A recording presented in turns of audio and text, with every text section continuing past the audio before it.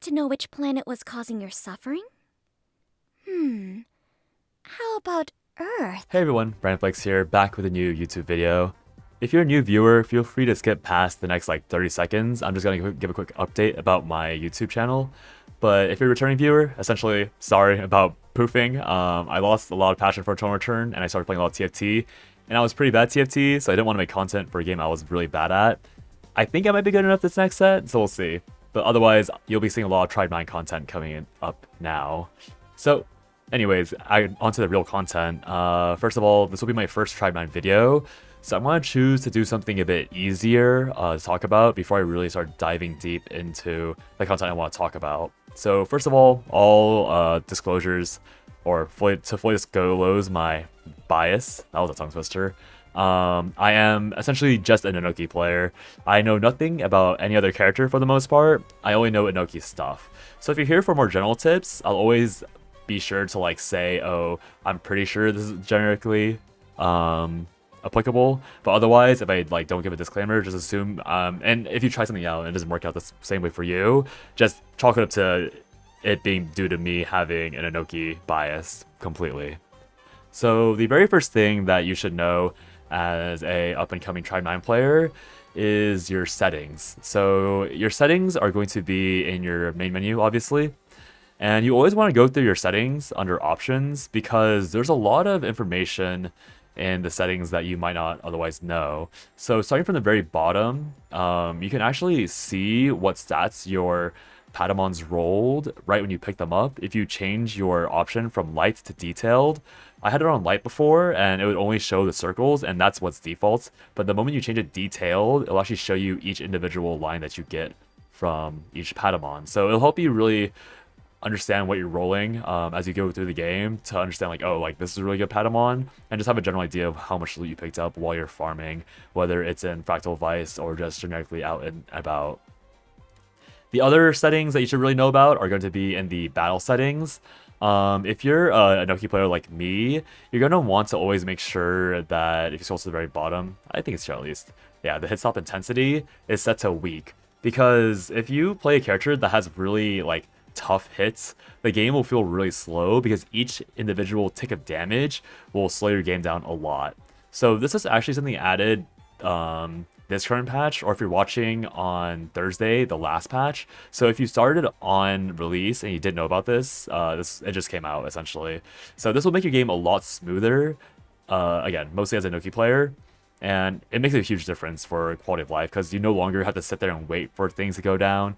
And there's a small argument to be made that like, oh, maybe you're like me and you're a bad player, so you need the extra frames to react to stuff. But sometimes you just want the battle to go faster. So there's that. And obviously you have all the other options available that you can edit. I think Crisis Effect is the low HP thing. I actually haven't tested this yet because I clicked this thing off before I got on. But if you're really annoyed like I am by the heartbeat and the intensity and every audio cue being muffled by your low HP warning, hopefully this is what that is. If it's wrong, I'll know when you know. Or I'll probably know a bit sooner because I'll be playing right after I make this video.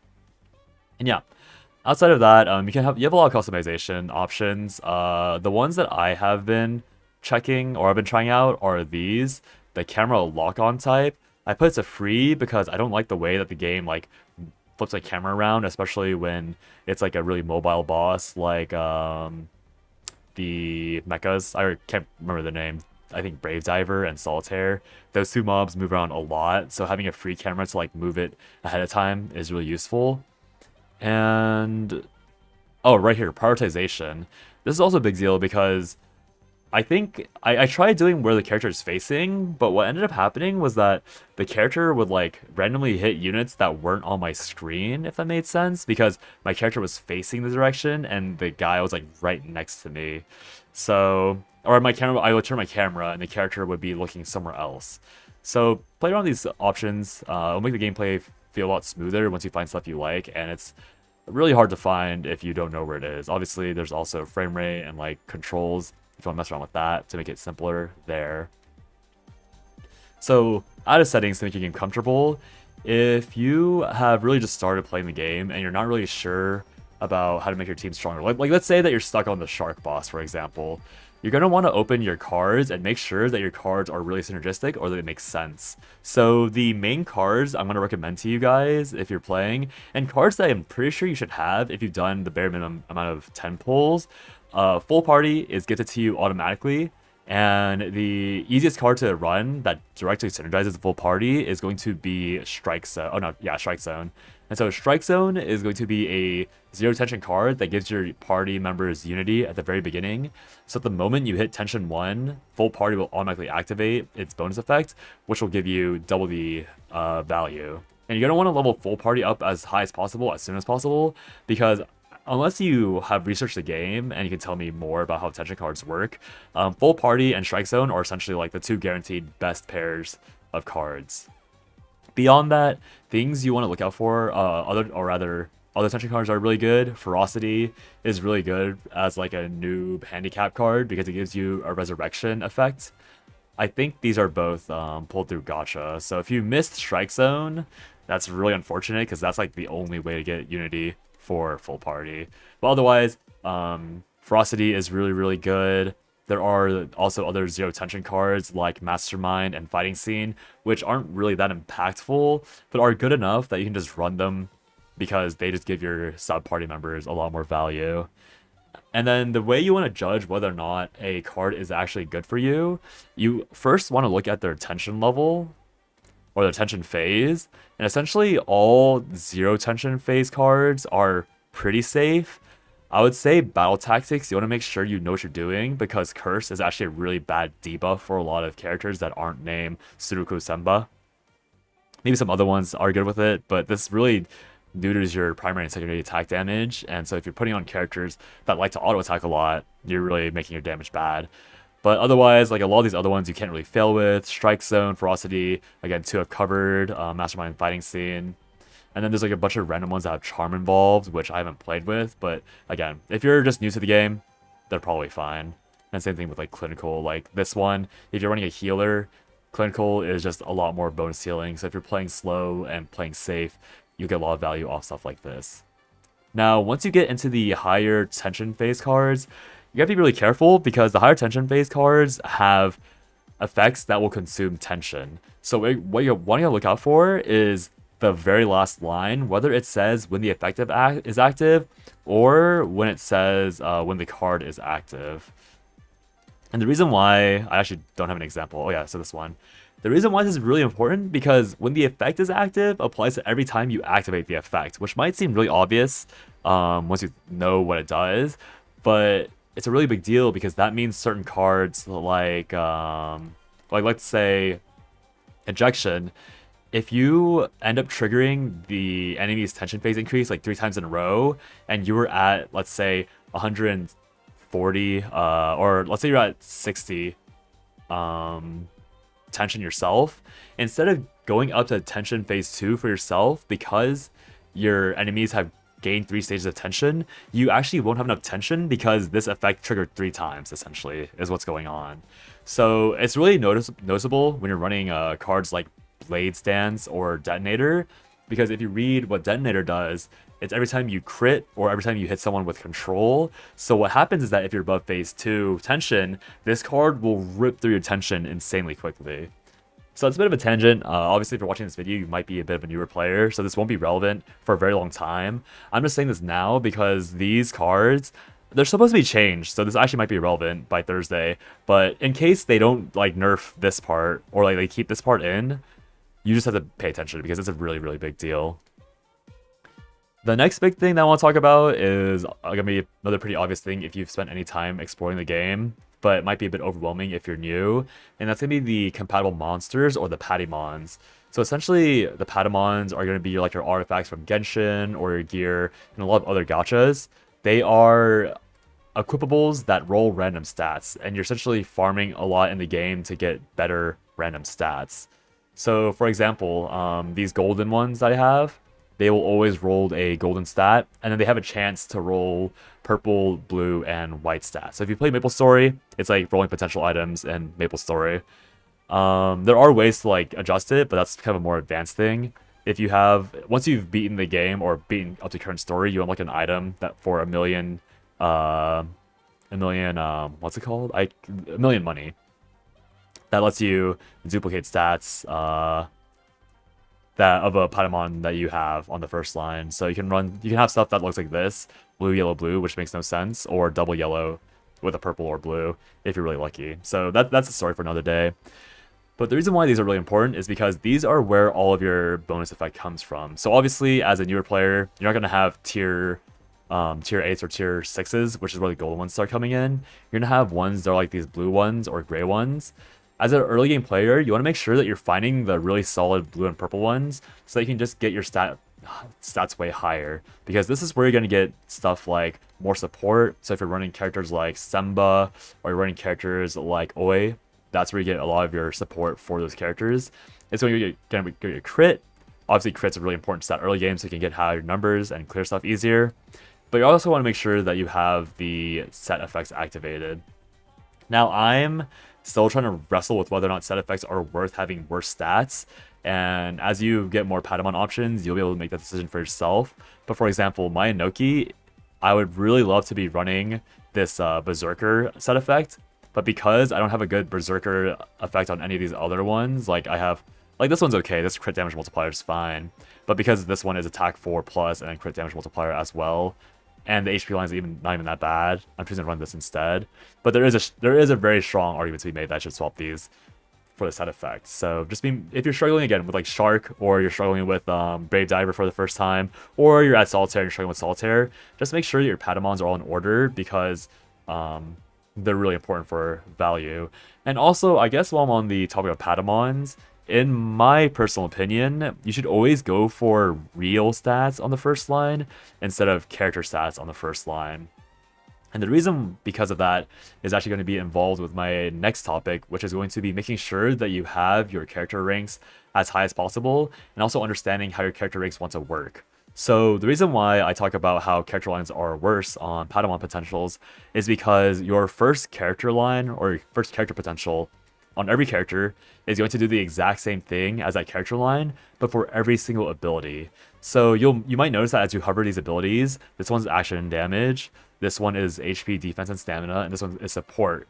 You'll notice that there's no crit damage, or attack on any of the generic character ones. So obviously, I'm an ENOKI main again, so I don't know if there's a character that has attack increases on their personal skills or personal potentials, but the reason why I prioritize these raw stat lines way higher is because I know for a fact that I'm getting triple the or quadruple the value of those character line potentials on this first skill, and I can never get access to crit damage, crit up, attack up on any of my skills, at least on ENOKI. So the next thing I want to talk about is the potentials. Potentials are really, really, really important to be scaled up for your character, because especially for ENOKI, she's not really a good character until she unlocks her final potential line, which unlocks at rank 4. Just for example, for ENOKI, again, this is very character by character basis. Like Semba also has a similar thing going on, where if you're main DPSing Semba, you really want her final potential, but if you're just using her as support, it's really irrelevant. Like same thing with Geo. Like Geo's first character potential is insanely powerful, and maybe the second one's really good, but to me, as someone who's using Geo as a support, I don't care, so I'm not gonna put points in it. And I could have left him at rank 3 if I didn't value his fourth potential as much. And this kind of segues into the fact that you should really make sure you know what your character potentials are. Because for example, let's say that you really like playing Koishi. Koishi's second potential is really, really strong.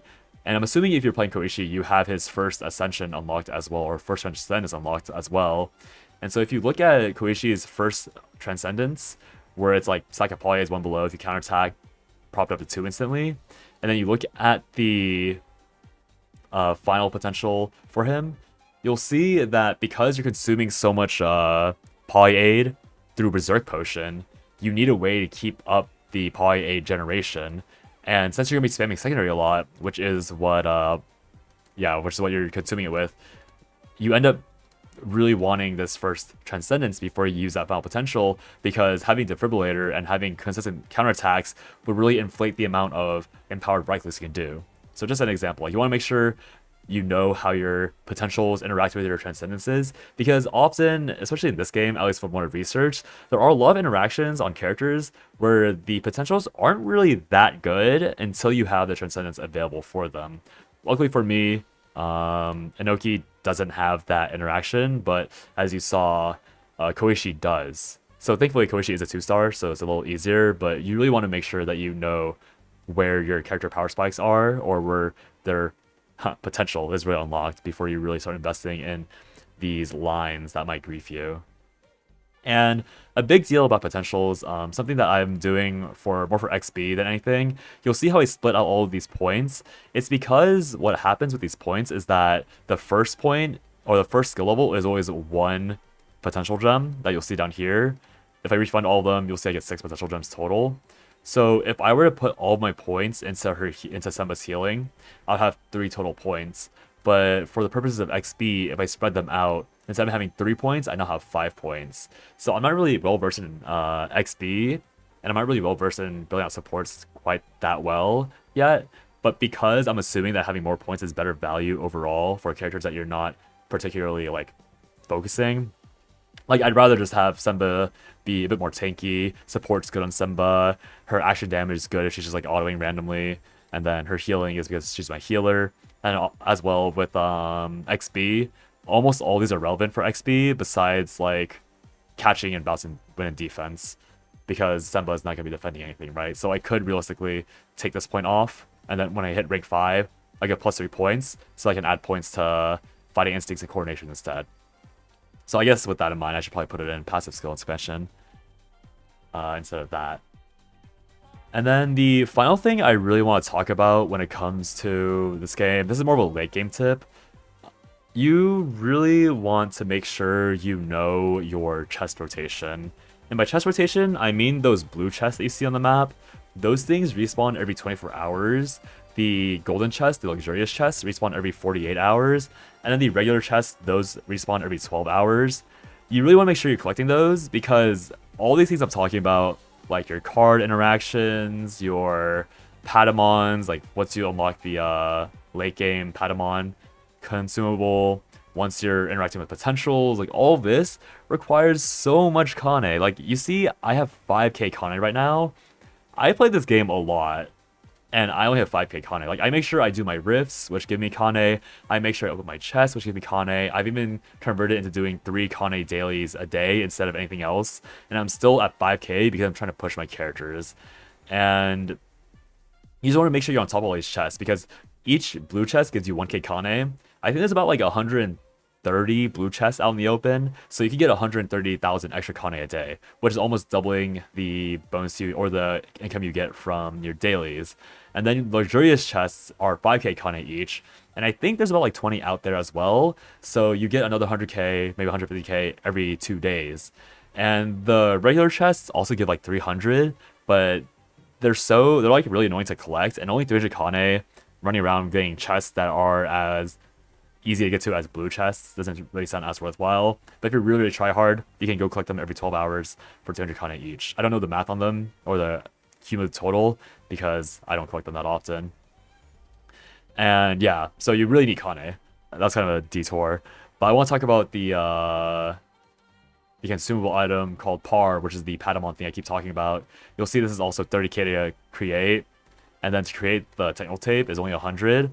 But you have to like consume a bunch of materials you need, and then going through all of that. Like if you're doing Fractal Vice and you have a singular good gold line like crit rate plus or attack plus or crit damage multiplier plus or support 4 plus if you're playing someone like Semba, you want to make sure you have Par active if you can afford it, because you get really, really powerful Patimons at some point, like double crit damage, crit and crit, or attack 4 and crit. Obviously I showed you my Patimons earlier and I did get lucky enough for that, but just in case you are lucky enough, in order to even have access to that potential, you need to have the Par running at all times in Fractal Vice. So yeah, a bit of a longer video than I wanted to do. The next video will be more ENOKI focused, and I'll also explore all these concepts more in depth. I probably should have been a bit more brief with all these, but yeah, it's been a while since I made a video, so I want to be talking a lot more than I have to. So yeah, Let me know if this video was helpful. I know this is kind of new content. I used to do a Charm Return stuff and now I'm doing gacha. So I tried doing Wuwa a while back, but that was kind of weird. But I really enjoy Tribe 9 and I hope you guys enjoy it too if you're playing. I'll see you guys next video and talk to you next time. Bye-bye.